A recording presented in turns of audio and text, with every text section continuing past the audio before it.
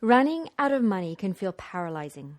Instead of working with ease and joy, your inspiration turns into an uphill struggle to figure out how to just pay the bills, extend your personal runway, and not end up living under a bridge or worse with your parents.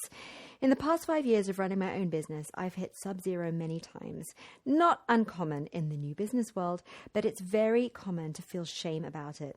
Even though your salary-earning friends are also in debt and may live month to month too, you still feel more shame than necessary. So I share my practical tips on how to rethink money as a small business owner and develop a new money mindset that doesn't have you threatening to quit on yourself every time you're running low. So let's get into it. You are listening to the Thriving Empire podcast, a show designed exclusively to help you avoid working 24/7, to help you eliminate overwhelm, and help you live your ultimate life while you figure out how to make money from your ideas.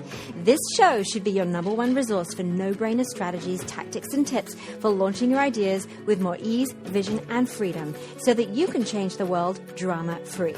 I'm your host, Stephanie Holland, strategist, traveler, and coconut macaroon addict. Welcome to Season 2, Kickstart Your Mini Empire so that you can create the life you really want. So let's get started. Hello, how's it going? I'm amazing. I've just had a cup of Kusmi green tea and I'm kind of obsessed with it. It has licorice, ginger, cardamom, let's have a look at the tin, orange peel, cinnamon, aniseed, and sea buckthorn in it. And I've actually been drinking it every morning and it is so good. I'm in a good feeling place today. So how about you? How are you feeling? So today we're talking about money because no matter whether you've started your business yet or you're yet to start, whether you have a lot of money, you perceive yourself to have a lot, or perceive yourself to have too little of it, and whether your business has made 6 or 7 figures or nothing yet, money is always a hot button topic, isn't it? It's something we never seem to have enough of until we give it a new meaning and take back our power and really decide how we're going to make it, use it, and spend it in a way that feels totally good for us and empowers us to live the life we want and do the work we want on our own terms. And that is a different level and a different strategy for all of us, for each of us, I should say. It is so personal. So what I really want to talk to you about today is the fear of running out.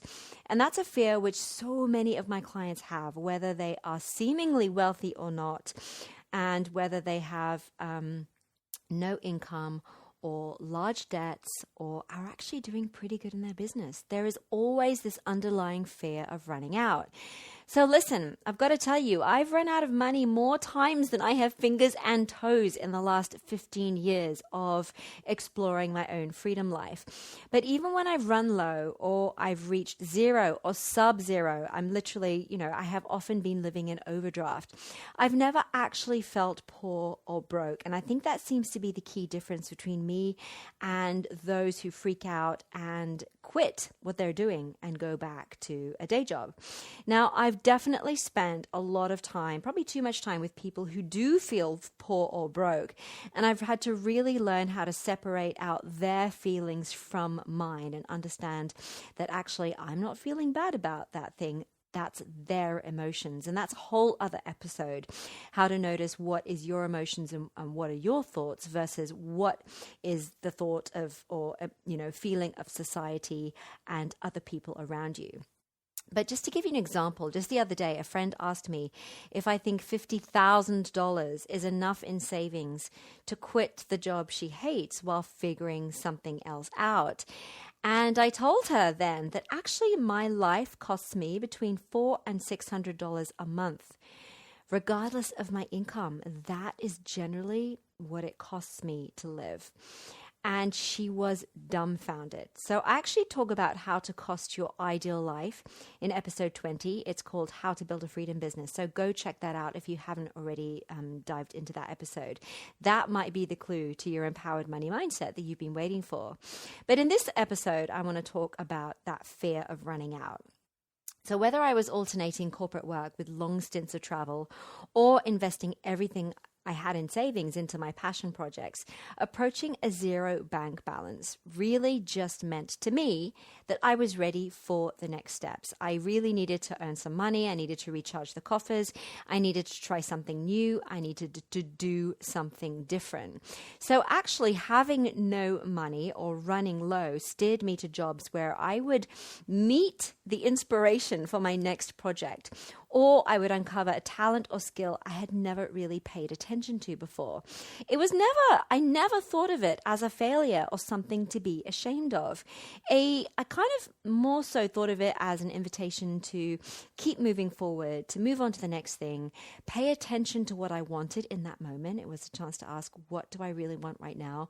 What do I want to create? And what do I want to exchange in my life right now, whether it was my skills for a paycheck, a salary, or my products and services in my own business. But now that I've been building my own online business for the last 5 years, my philosophy about everything really has been challenged so radically within that, intense period of time. So I'm continuing to navigate the mental and emotional roller coaster of exploring, changing, and finding my own business model every step of the way.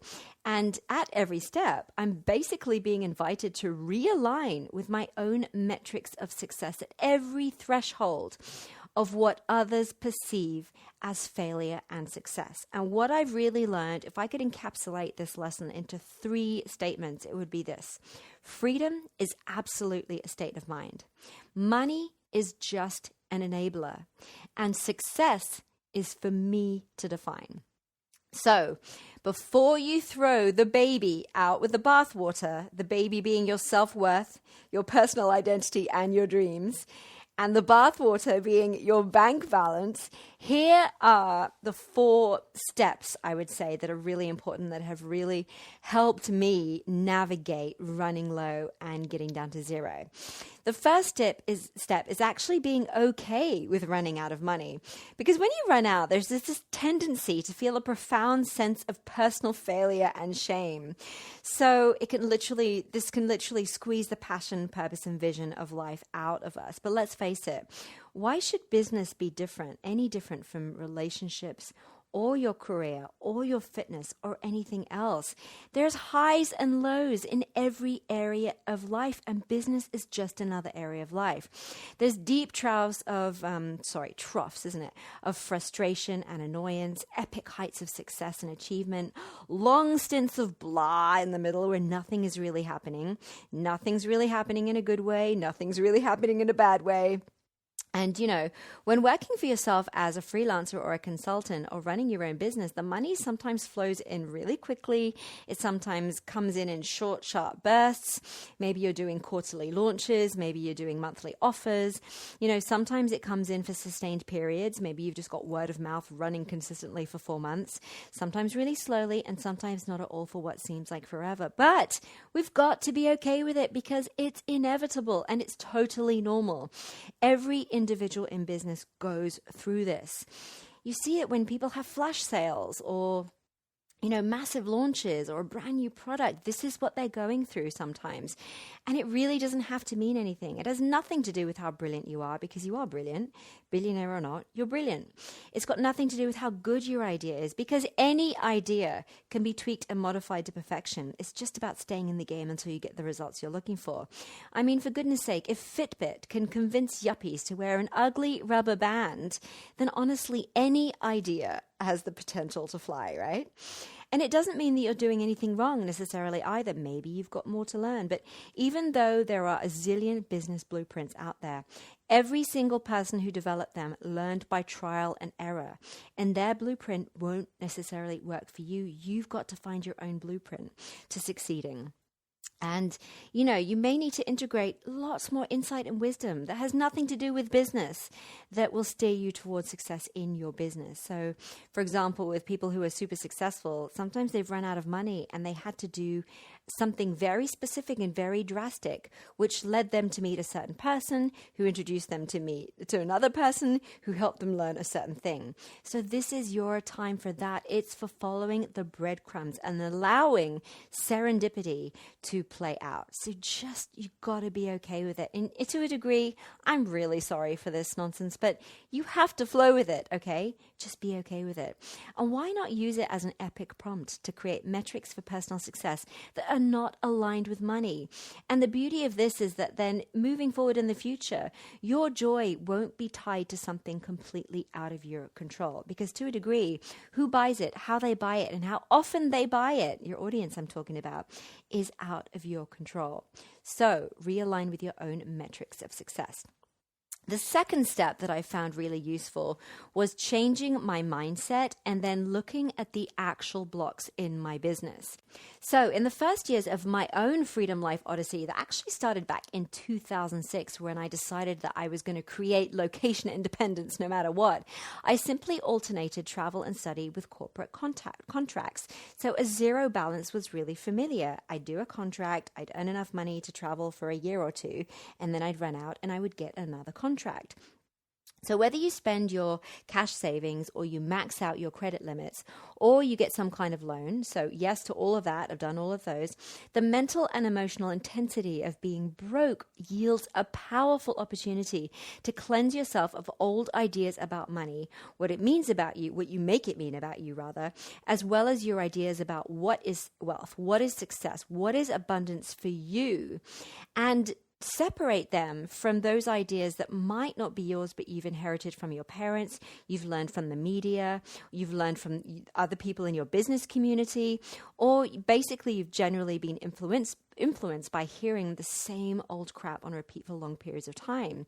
So you need to start making note of all of your thoughts, like I'm a failure, I'll never think of a good idea, I have to work really hard to earn money, I'm just not good enough, my ideas will never amount to anything. Write down all of those crappy thoughts that you have in your head on repeat all the time. And then you can start to think about where these thoughts or beliefs came from. Is it something typically your mother has been saying? Is it something that was told to you previously by a boss that you just can't get rid of? So basically my self-worth, as an example, took a hit in 2010 when my superior made it a mission to publicly undermine me in front of clients, in front of my peers, and my direct reports at every opportunity. And it was only 6 years later that I identified it as a turning point, actually the moment where I started to not believe in my skills and what I had to offer. So I really had to pinpoint that moment where those beliefs started so that I could move forward in my life and business. And then also I began a process of clearing these thoughts and beliefs with some holistic practices like kinesiology, tapping, which is also called EFT or the emotional freedom technique. And they've worked incredibly well for me. So you can either see a practitioner or do them yourself. And there are a ton of great books that offer an introduction and a foundation to understanding the psychology and biology of how our beliefs really affect us emotionally and mentally in every area of our life. One is called The Emotion Code by Bradley Nelson, and the other is called The Biology of Belief by Bruce Lipton. I would actually start with The Biology of Belief. It's actually a brilliant look at how our thoughts and beliefs affect us on a cellular level. Now, there are more books, but these are my favorite to start with. And of course, as I mentioned, there's a practical aspect too. So if you're already in business and you're investing more than you're making, there's also going to be another block to clear. Literally the block in your process, in your systems, in your funnel, in one area of how you're doing business, so your operations. So whether you sell protein bars to athletes, or you've created a dating app for Tinder phobes, or you deliver green juice cleansers to people's doorsteps, your business is probably online, right? And if it's not, okay, there's your blog. You should be accessible online in this day and age. But as a starting point in your actual business operations, ensure that your website is hooked up to Google Analytics so that you can see exactly where people are coming from, how long they stay for, where they go, how they navigate through your information, through your website. where they drop off, what they're doing, and generally how they're acting. And this will give you a huge amount of intelligence as to the flow through your business. So perhaps your web traffic is generally low or even non-existent. So your block is maybe marketing, telling people that you exist and letting them know that you can help them. Or perhaps no one is signing up for your newsletter or free offer, so you need to make your offers more compelling and relevant to your audience. Or perhaps you're getting a ton of refund requests, so your product or service is not meeting current expectations. Or maybe you're attracting the wrong customers, which means you're talking to the wrong customers. So again, the block is marketing. You've just got to tweak your product or change how you market to your target so that you attract the people you made it for in the first place, and so on. You really have to think about your specific business and go through it right from the beginning, from creating the product to telling your audience about it, to selling it to them buying it, and to them using it. Look at each step of the customer journey from discovery to post-purchase, and at each juncture where they have to make a decision, which is buy or not buy, use or not use, sign up to your newsletter or not. Find the blocks in your business, and then find the blocks in your beliefs, and then clear them as well. So the third step really is very practical. It's about getting some money coming in somehow. So there's no reason to wallow in poverty and dwell in financial bankruptcy. Once you've accepted that running out of money is part of your experience in life and work, and sometimes even in a career, because you can get made redundant at any point in time. A friend of mine was made redundant in 2013, and it took her 10 months to find another job. So there's no real security in your career either. And running out of money can happen in the corporate world as well. So it's a normal part of your career, of business and entrepreneurship, a normal part of life. And, once you've realized that and you've identified and cleared the blocks in your beliefs and the blocks in your business process, funnels, and operations, it's just time to get some money flowing in. So what you can do, of course, is use your career skills. So you can hit up past employers and colleagues on LinkedIn for some freelance contract or project work, or even permanent work, or some kind of side hustle. And, listen, your colleagues, your ex-colleagues from your former life, they probably miss you. Or you can connect with recruiters and headhunters to help you make new connections. More and more companies value entrepreneurial spirit in their employees, and they really value life experience as a commercial asset, especially CEO founders of startups and virtual companies. So make sure your CV reflects your commercial and strategic learnings from your own business, whether it's been a successful failure. I've actually had 4 jobs since quitting to do my own thing, and it's a really great way to stay tuned into your industry, especially if it's what you do for yourself as well. You could also get a part-time job or some kind of side hustle, as I just mentioned. So did you ever wonder what it would be like to be a bartender or stock shelves in your favorite bookstore? Or what about working at your local art house cinema or West End theatre, where you can enjoy the perks of being an employee? Work doesn't have to be mind-numbing or boring. It can be fun, and it can tap into your other passions, talents, and gifts. And best of all, either part-time or shift work. It will help you pay the bills, and it will help you reserve your inspiration and creativity for still working on your own business. You can also sell stuff. So if you're like almost everyone I know, you could really likely benefit from a decluttering session. You can go through all of your stuff, throw away what's broken, give to charity what you don't use, and sell what is valuable but sitting unloved in the corner. So eBay is a great way to sell stuff and make money. Old iPhones you can get rid of, designer clothes that don't suit you, shoes that you'll never wear again. There's a market for everything. Stick all of it on eBay. You are probably literally surrounded by wealth, and decluttering your life can declutter your mind and declutter all that stagnant energy you're holding and give you a fresh burst of energy. You can also look for hidden money. This is a really fun exercise. You can do a complete financial audit. So what I like to do is look at my savings account, pension accounts, overseas accounts, look into tax refunds here and overseas, look at ISAs, premium bonds, or anywhere you may have put your money and maybe even forgotten about it a couple of years ago. I found a couple of ISAs that I'd had for a couple of years, and where it was able to cash them in, which gave me another 9-month runway. It was really cool.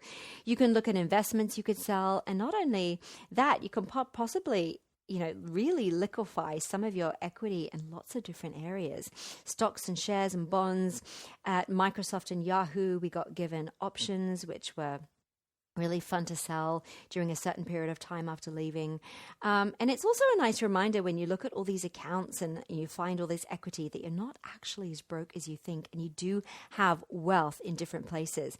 Even if it's just a tenner in the jacket that you haven't worn for 3 years. Oh my gosh, I love finding money in pockets and in sofas and old bags that I put in storage. So that can be really fun. I'm constantly on the lookout for rebates and refunds, checking my statements for double charges and fraudulent purchases. So stay on top of your money and audit your financial accounts and investments. And also you can ask for help. So no one wants to see you suffer. Your friends and family will offer love and support in all forms, sometimes really in unexpected ways. But first, they've really got to know that you're struggling. So tell them. Your mum might suggest moving back in for a while to take the pressure off. Dad might remind you of the £500 in premium bonds that they bought you as a graduation present. Your friends might chip in with professional advice or even help you with design and development work or something, some kind of therapy or coaching or just some kind of mental emotional support. People really do want to help us. And best of all, you're going to realize that you're not alone. You are beautiful, you are smart and important just because you're you, and everybody loves you just because you're you. You are lovable because you are you. Okay. So if you're already in business, you can also offer a flash sale. You can create short windows of opportunity to buy your stuff at crazy discounts. This works really well for digital information like courses, ebooks, and digital files. You could also create unusual one-off experiments. So if you're not usually customer facing, you could create a one-on-one opportunity to spend time with you, whether it's brainstorming, advising, entertaining them, or whatever. So Amanda Palmer launched a Kickstarter campaign where $5,000 bought a house party at which she would play a gig for you and your friends, and $10,000 bought an art sitting and a meal with her. That's pretty cool, hey?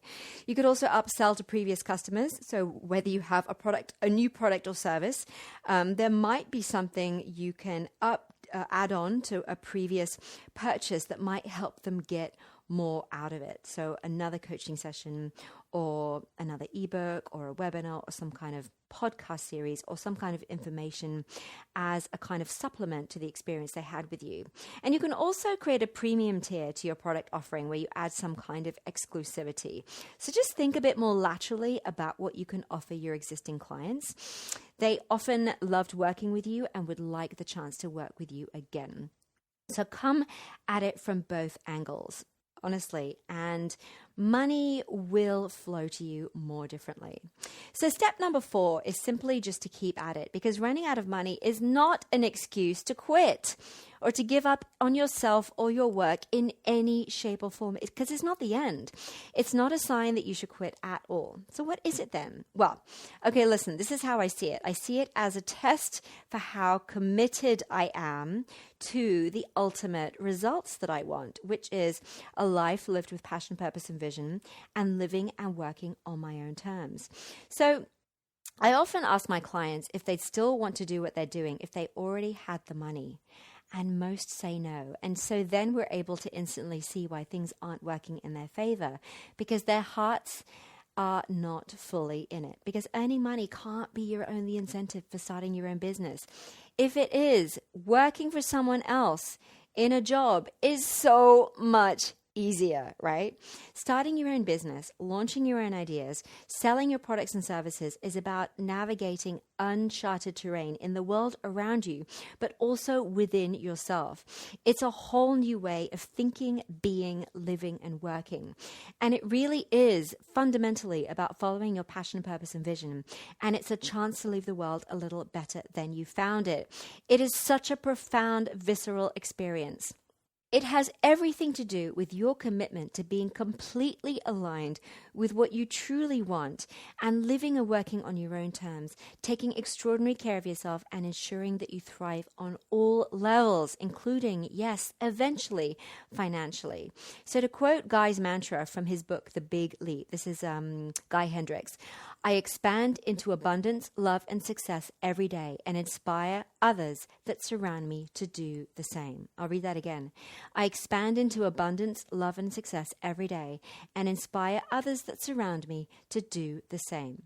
So take a step back. If you're running out of money and stressing out about it, you've got to take a step back for a moment, because stress is not the way to fuel your life and work. You've got to rest a bit. You've got to relax a little bit as much as you can. Nourish yourself with fresh whole foods.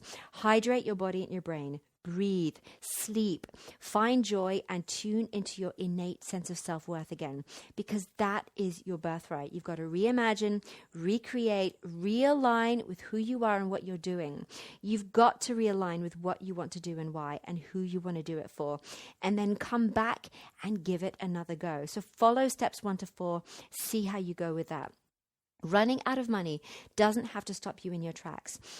Maybe it's a sign that you need to change tracks, change trajectory, you follow a new idea, do something different. But you've got to keep your life and work flowing, whatever direction that might be in. I hope this has helped you so much. Send me your questions and your comments, whatever you're struggling with, to stephanie@stephanieholland.co. I would love to hear from you, and I would love to help you out if I can. But until the next time, keep thriving on all levels so that you can stay in the game until you get the results you're looking for. Thanks for being here with me today. I'll see you next time on Thriving Empire Podcast. Have a beautiful week. Bye. Thank you for listening to this episode of Thriving Empire Podcast. I really appreciate you being here. Now, if you're not subscribed already, be sure to do that right now. Head over to stephanieholland.co and sign up right on the page so you never miss an episode. You'll also get my latest strategic worksheet for maximizing your personal freedom while you launch your ideas. And if you enjoyed this episode a lot, I would love it so much if you would do me a quick favor and rate and review the podcast. This will help me get the podcast discovered by more solopreneurs, so that I can help them minimize the pain, drama, and burnout of launching their ideas too. Just search for Thriving Empire on your favorite podcast platform, subscribe, and review. Thank you so much. So you have a beautiful week, and I'll see you next time on Thriving Empire.